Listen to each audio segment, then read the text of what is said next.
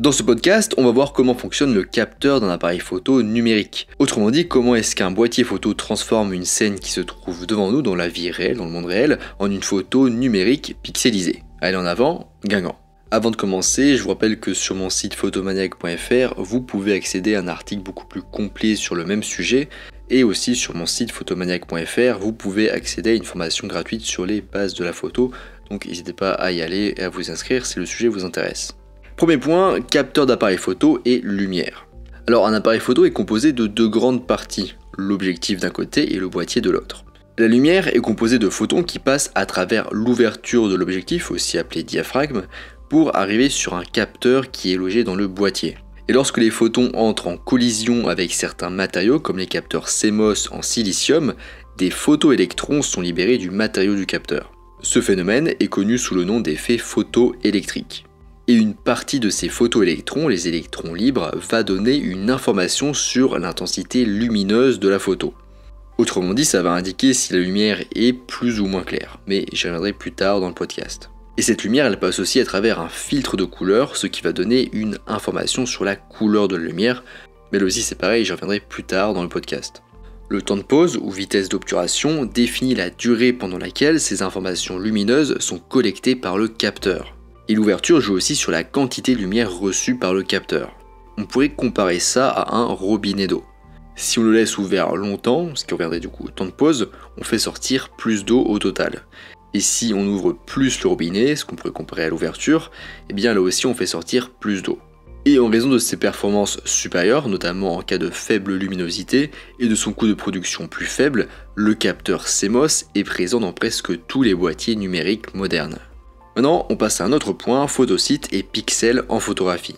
Les électrons libres, produits suite à l'effet photoélectrique qu'on a vu juste avant, sont collectés et comptés par les photosites qui composent le capteur. Parce qu'en effet, un capteur de boîtier photo, en fait, il contient des millions de photosites. En fait, il est composé de millions de photosites. Ce sont de petits carrés de tailles identiques ordonnés en grilles rectangulaires.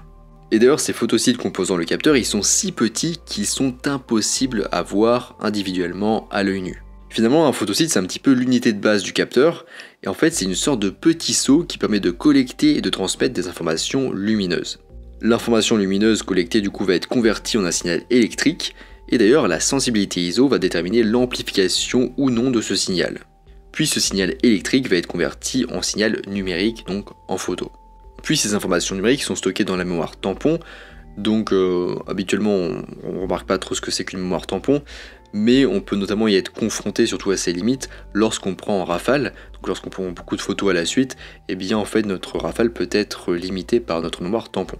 Puis après du coup la mémoire tampon, c'est envoyé directement sur les cartes mémoire, enfin dans les cartes mémoire, sous forme de fichier image, donc comme un fichier par exemple JPG ou RAW. Alors globalement, un photosite donne naissance à un pixel d'une couleur du système RVB, donc rouge, vert, bleu, et d'une tonalité qui va du noir au blanc en passant par divers niveaux de gris. Donc voilà, un pixel c'est le mélange entre une tonalité et une couleur. Et la combinaison de ces millions de petits pixels de couleurs et de tonalités différentes crée la photo finale. Maintenant, point suivant, pixels, photographie et exposition. Pensez à une photo que vous verrez par exemple sur votre écran d'ordinateur si vous êtes en train de la développer par exemple, ou qui serait par exemple sur l'écran LCD de votre boîtier en mode live view, en mode lecture. Eh bien à un certain niveau de zoom, on se rapprocherait tellement qu'on pourrait discerner chaque pixel individuellement. Et ces pixels ils sont si petits qu'ils ne contiennent aucun détail. C'est seulement une couleur combinée à un ton unique. Et c'est donc la combinaison de tous ces petits carrés colorés qui produit la photo. Donc si on veut résumer le podcast jusqu'ici sur le fonctionnement d'un capteur, la photographie numérique c'est en fait le processus d'enregistrement des couleurs et des tons du monde réel grâce à des photosites qui convertissent les informations lumineuses en signal électrique puis en pixels qui vont composer une photo. Et lorsque l'exposition est correcte, donc temps de pause, ISO et ouverture réglés correctement, chaque photosite du capteur recueille et enregistre la couleur exacte de ce qu'il capte, ce qui produit un pixel exact de la réalité. Mais lorsque l'exposition est incorrecte, et donc les réglages aussi, la photo numérique ne correspond pas à la scène photographiée.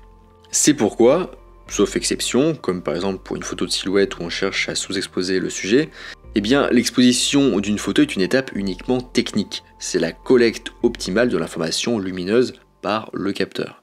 L'artistique vient avant avec par exemple la composition ou la pose d'une personne et après au développement. L'objectif du photographe est donc de sélectionner les réglages corrects de l'appareil photo pour exposer correctement et transmettre ces informations avec précision et exactitude afin de produire un fichier photo optimal pour le développement. Je dis souvent qu'en fait un fichier optimisé, c'est un fichier qui renferme beaucoup plus de potentiel pour le développement et la créativité par la suite. Alors bien sûr, tout ce que je viens de dire sur l'optimisation d'un fichier, c'est valable que si vous faites des photos en RAW, donc en format brut, puis que vous faites du développement.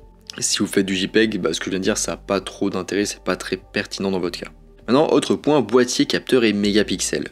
Les appareils photo sont souvent classés en fonction du nombre total de pixels que leurs capteurs produisent. On parle souvent de mégapixels notés MP, donc grand M, grand P. Par exemple, un capteur de 24 MP, ça signifie en gros un capteur de 24 millions de photosites.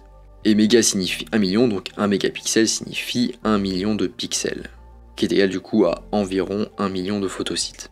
Par exemple, un Canon 70D avec 20,2 MP, donc mégapixels, donc 20 200 000 pixels, produit à sa qualité maximale une photo de 5472 pixels de large par 4912 pixels de hauteur, ce qui donne, au total, si on multiplie du coup la largeur par la hauteur, 19 961 856 pixels.